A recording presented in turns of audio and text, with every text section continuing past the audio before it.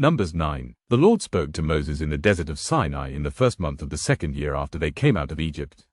He said, "Have the Israelites celebrate the Passover at the appointed time. Celebrate it at the appointed time, at twilight on the 14th day of this month, in accordance with all its rules and regulations." So Moses told the Israelites to celebrate the Passover, and they did so in the desert of Sinai at twilight on the 14th day of the first month.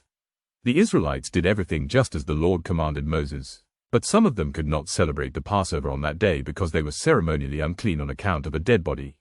So they came to Moses and Aaron that same day and said to Moses, "We have become unclean because of a dead body, but why should we be kept from presenting the Lord's offering with the other Israelites at the appointed time?" Moses answered them, "Wait until I find out what the Lord commands concerning you." Then the Lord said to Moses, "Tell the Israelites, when any of you or your descendants are unclean because of a dead body or are away on a journey, they are still to celebrate the Lord's Passover, but they are to do it on the 14th day of the second month at twilight.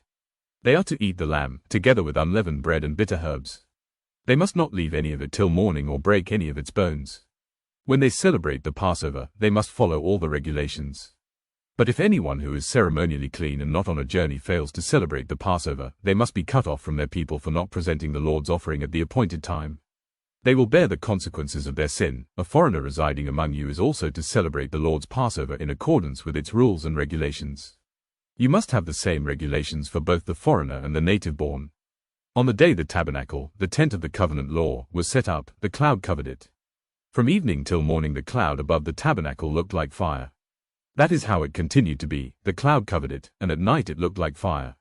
Whenever the cloud lifted from above the tent, the Israelites set out. Wherever the cloud settled, the Israelites encamped. At the Lord's command the Israelites set out, and at his command they encamped. As long as the cloud stayed over the tabernacle, they remained in camp. When the cloud remained over the tabernacle a long time, the Israelites obeyed the Lord's order and did not set out. Sometimes the cloud was over the tabernacle only a few days. At the Lord's command they would encamp, and then at his command they would set out. Sometimes the cloud stayed only from evening till morning, and when it lifted in the morning, they set out. Whether by day or by night, whenever the cloud lifted, they set out. Whether the cloud stayed over the tabernacle for 2 days or a month or a year, the Israelites would remain in camp and not set out, but when it lifted, they would set out. At the Lord's command they encamped, and at the Lord's command they set out. They obeyed the Lord's order, in accordance with his command through Moses.